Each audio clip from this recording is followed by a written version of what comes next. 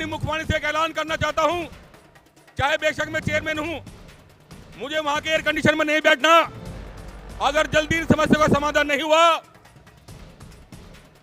तो दिल्ली सफाई कर्मचारी आयोग के चेयरमैन पद से भी इस्तीफा देकर आप सबके सामने बैठकर इस सरकार का काला मुंह ना कर दिया तो मेरा नाम भी संजय गहलोत नहीं था। केजरीवाल, मैं तुम्हारा बंधुआ मजदूर नहीं हूं। आज के बाद केजरीवाल का कोई काल बनेगा तो संजय गहलोत काल बनेगा उसका, ये भी देख। जब दिल्ली में इनका बिजली पानी बंद किया जाएगा, इनके घरों में कूड़ा फेंका जाएगा, इनके मुंह काले किए जाएंगे, तब तक ये मानने वाले नहीं है साथियों। जब मैं चेयरमैन के ओहदे पर रहने के पश्चात, सरकारी गाड़ी लेने के पश्चात, एक बंगला लेने के पश्चात, 2 लाख रुपए तनख्वाह लेने के पश्चात आप सबके साथ में काम करने को तैयार हूं, उस पद से संन्यास देने को तैयार हूं, तो हमें और क्या दिक्कत हो सकती है साथियों।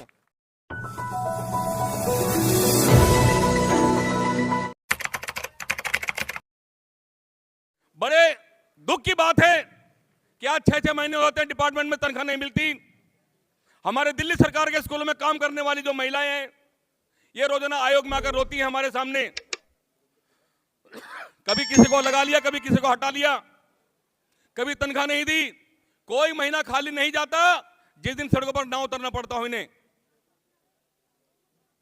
हमारे जो अन्नदाता हैं, अपनी खुद की मेहनत, तपिश की मेहनत लेने के लिए आज भी सड़कों पर आंदोलनरत हैं। आज जैसे रिपोर्ट मिली है, हमारे हजारों अन्नदाताओं को रोक लिया गया सड़कों पे भी, ताकि वे यहां आकर अपना आक्रोश प्रदर्शित ना कर सकें। साथियों, एक छोटी सी बात समझ में आती है। अपने 30 साल के कार्यकाल में जो हमने देखा है, अगर सरकार कोई हिल सकती है तो केवल और केवल जब दिल्ली में इनका बिजली पानी बंद किया जाएगा, इनके घरों में कूड़ा फेंका जाएगा, इनके मुंह काले किए जाएंगे, तब तक ये मानने वाले नहीं है साथियों। मेरा तजुर्बा है। हमने देखा है जब हमारे सफाई कर्मचारी 2014-15 में सड़कों पर होते थे, यही दिल्ली का झूठा मुख्यमंत्री जब बेंगलोर में अपने इलाज कराने के लिए गया था और हम सब ने मिलकर दिल्ली का चक्का जाम किया, तो वहीं से 500 करोड़ रुपए भेज दिया, कभी 400 करोड़ रुपए भेज दिया, कभी 100 करोड़ रुपए भेज दिया। ये तजुर्बा मैं बता रहा हूं। अभी हमारे राणा जी बोल भी रहे थे कि रामलीला मैदान भी भर देंगे। साथियों, वो बात ठीक है, लेकिन सड़कों पर उतरकर जो हमने कहा है वो भी हमें करना पड़ेगा। भूख हड़ताल करके कोई फायदा होने वाला नहीं।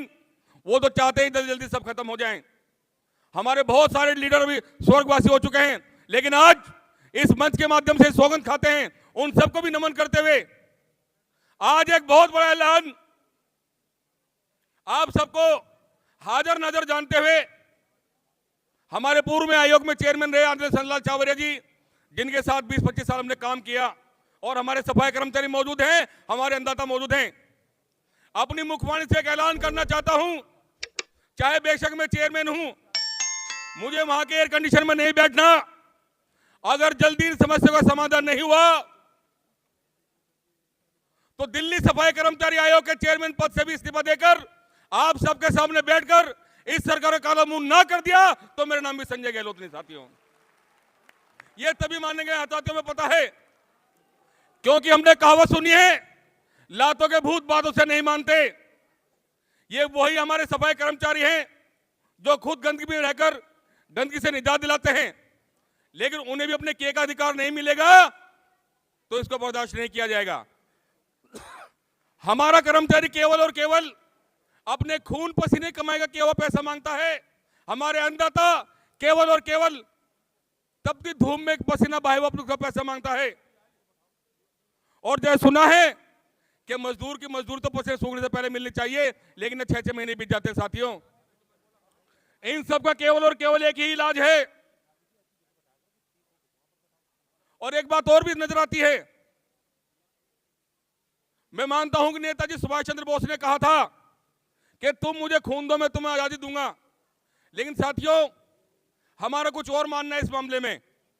हम आपसे एक बात कहते हैं, हमें ना आपको खून चाहिए ना कुछ चाहिए। हम कहते हैं आप भागीदारी को सपोर्ट करें, हम आपको न्याय दिलाएंगे।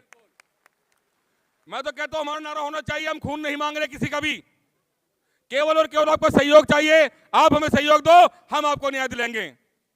जब मैं चेयरमैन के ओहदे पर रहने के पश्चात, सरकारी गाड़ी लेने के पश्चात, एक बंगला लेने के पश्चात, 2 लाख रुपए तनख्वाह लेने के पश्चात आप सबके साथ में काम करने को तैयार हूं, उस पद से संन्यास देने को तैयार हूं, तो हमें और क्या दिक्कत हो सकती है साथियों। हमें पता है इनका इलाज कैसे किया जाता है। आज इसी आह्वान के साथ में क्या वो समय आ गया है, हमें अपनी कमर कस लेनी चाहिए। साथियों, बड़े दुख के साथ एक बात बताना चाहता हूं, कोरोना काल में हमारे 65 कर्मचारी शहीद हुए। केवल एक महिला सफाई कर्मचारी के परिवार को 1 करोड़ रुपए दिया गया। और जब मैं स्वयं चेयरमैन होने के नाते मुख्यमंत्री के पास गया तो उन्होंने कहा, आज भी उसकी वीडियो और सारे फोटोग्राफ्स हमारे पास मौजूद हैं। उन्होंने मुझे कहा कि चेयरमैन साहब एक काम करो, इन्हें 10-10 लाख रुपए दो और भगाओ यहां से। यह बात अरविंद केजरीवाल मुख्यमंत्री ने अपने घर में बैठकर कही मुझे। उस दिन मैंने कह दिया था, मैंने कहा केजरीवाल मैं तुम्हारा बंधुआ मजदूर नहीं हूं, आज के बाद केजरीवाल का कोई काल बनेगा तो संजय गहलोत काल बनेगा उसका, यह भी देख लेना साथियों। मैं बहुत ही शुक्रगुजार हूं कि राष्ट्रीय भागीदारी मोर्चा में 1 हफ्ते पहले से आदरणीय डीसी कपिल साहब, परम आदरणीय संतलाल चावरिया जी, ये जैसे महान योद्धा हैं, अपनी बढ़ती उम्र के बावजूद भी सड़कों पर काम करते हैं। मैं इनका तहे दिल से शुक्रगुजार हूं। इनसे ये वायदा करता हूं, इन्हें विश्वास दिलाता हूं कि अपने हजारों मजदूरों को लेकर, बेशक मैं चेयरमैन के पद पे हूं वहां पे, लेकिन उसके बावजूद भी मैं वही संजय गहलोत सड़क पर लेकर काम करने वाला। हमें नहीं भूलना चाहिए अपने अधिकार जानने के लिए, जब हमने 45,000 सफाई मजदूरों को लेकर जंतर मंतर पर प्रदर्शन किया, उल्टा लाठी चार्ज किया गया हमारे पर। 700 महिलाओं के एमएलसी करानी पड़ी साथियों में, लेकिन कोई दिक्कत वाली बात नहीं, क्योंकि हमने वो बात भी सुनी है कि लहरों से डरकर नौका पार नहीं होती, लहरों से डरकर नौका पार नहीं होती, और कोशिश करने वालों कभी हार नहीं होती। असफलता, कई बार हम काम करते हैं, सफलता मिलती है, सफलता नहीं मिल पाती। असफलता एक चुनौती है, स्वीकार करो तुम, कहां क्या कमी रह गई उस पर विचार करो तुम। जब तक ना मिले सफलता, नींद चैन त्यागो तुम, क्योंकि घर बैठे बैठे जय जयकार नहीं होती, और कोशिश करने वालों कभी हार नहीं होते साथियों।